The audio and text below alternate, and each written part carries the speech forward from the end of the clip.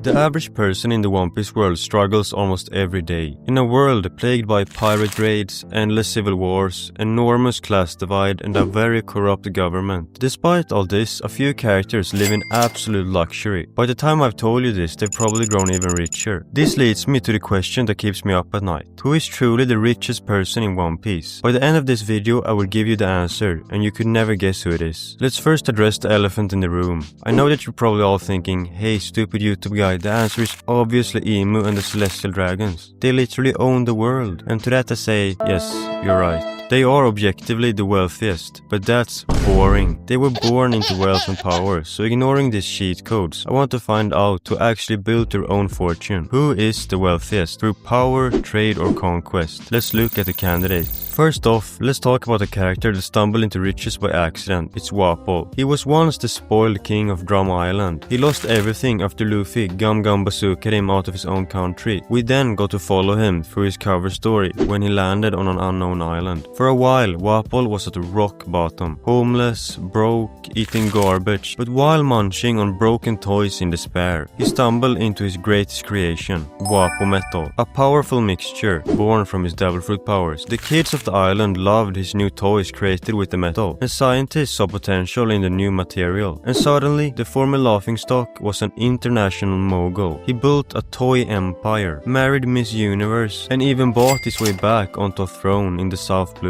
His metal became so popular to the point that Frankie used it for many of his creations. General Frankie is an example. Wapol clawed his way back into riches by pure accident, but their next entry earned his fortune through vision and leadership. Iceberg, the mayor of Water 7 and president of the Galilei Company. Unlike Wapol's clownish greed, Iceberg is actually respected, not just by his shipwrights, but by an entire city that depends on him. After the death of his mentor Tom, Iceberg united all of Water 7's shipyards into one powerhouse company, turning it into the shipbuilding capital of the world. Galilei doesn't just repair ships, it supplies the world government itself, a contract that must be worth a lot of money. Iceberg became both mayor and tycoon. He's one of the wealthiest and most influential men in the early parts of the Grand Line. But Iceberg's wealth still looks tiny compared to what's coming. If Iceberg shows how vision and respect can create wealth, Orochi is the complete opposite. A man who rose to riches and power through lies, betrayal and cruelty. Born into poverty and hatred after his family fell from grace, Orochi spent years scheming his way to the top. With the help of Kurosumi Higurashi's trickery and Kaido's brute force, he seized the title of Shogun of Wano and ruled with an iron fist for nearly 3 decades. Orochi's fortune didn't come from trade or hard work. It came from enslaving his own people in weapons factories, extorting the land, and feeding his citizens defective smile fruits that robbed them of their emotions. Most of the time, I don't hate villains in One Piece. I often appreciate them for their depth or cool designs. This guy is an exception for sure. For years, he lived like royalty while Wano starved, until even Kaido decided he was no longer useful. Orochi's reign ended in flames, but while it lasted, he was one of the richest tyrants in the story. Let's go from a villain I absolutely hate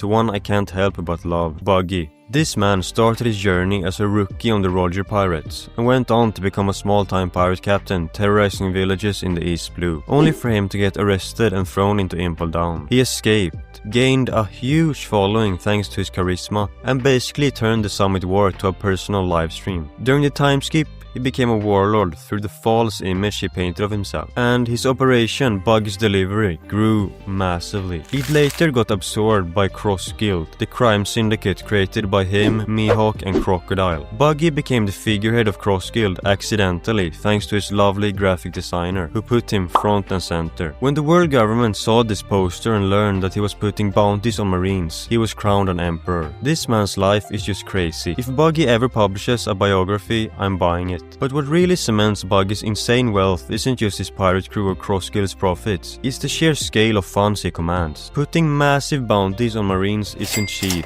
He's got multiple billion-berry bounties up right now. Now, we don't know if he actually could pay all these sums, but if his bounty scheme is legit, he must be one of the richest people in the entire world. Before I move on, I quickly have to tell you that my dog became a pirate, but her bounty is only at 1 berry. Her dream is to become a famous pirate, and for each person that subscribes from this video, her bounty will be raised by 1 berry. I'll reveal the new number in my next video, so please help her reach her dreams by hitting that subscribe button. Buggy's wealth might be massive, but the next character takes it to an entirely new, terrifying level. Big Mom. And when I say wealth, I mean she's playing in a different league than the ones I talked about before. Charlotte Linlin didn't just conquer islands, she turned them into full-blown nation, Totoland, and made her 85 kids the managers of her empire. Every island, every trade route, every powerful figure she's connected to just adds to her net worth. She's tied to Kaido, has alliances with top underworld figures, and was always on the lookout for new powerful alliances, like we saw in the Whole Cake Island arc with Germa 66. Her devil fruit powers let her literally steal years of life, but she also uses influence and family connections to control entire economies. From the goods her islands produce, to the taxes she collects from the inhabitants, to the political marriages, Big Mom's wealth was astronomical. I had a hard time finding anyone that could top her. Then I realized a certain joker existed, Don Quixote Doflamingo. I don't even know how anyone could be richer than this guy was before he was captured. He didn't just sail the seas as a pirate, he ruled Dressrosa like it was his personal bank. He ran the underworld under the name Joker,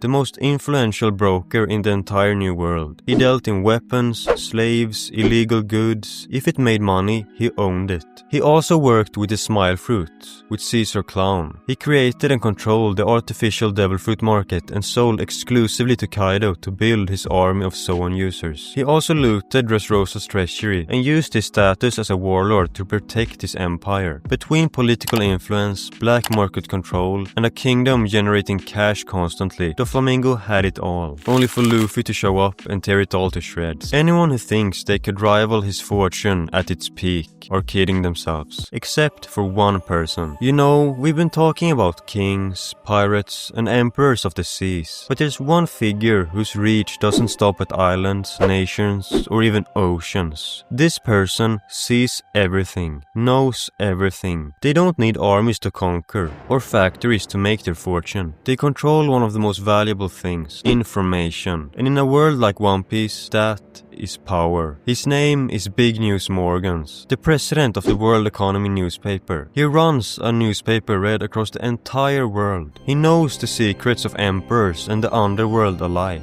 He can move markets, sway opinions, and basically shape reality just by printing whatever he wants. I cannot believe that the world government has let him operate for this long. I don't think we've seen any other character whose product reaches the entire planet. His wealth isn't just in money, it's in control. When you really think about how many people must be buying his newspaper, his wealth is almost unimaginable. And that is why I'm calling him the richest character in One Piece. Now that you know about the richest characters, I bet you want to find out who the most evil are as well.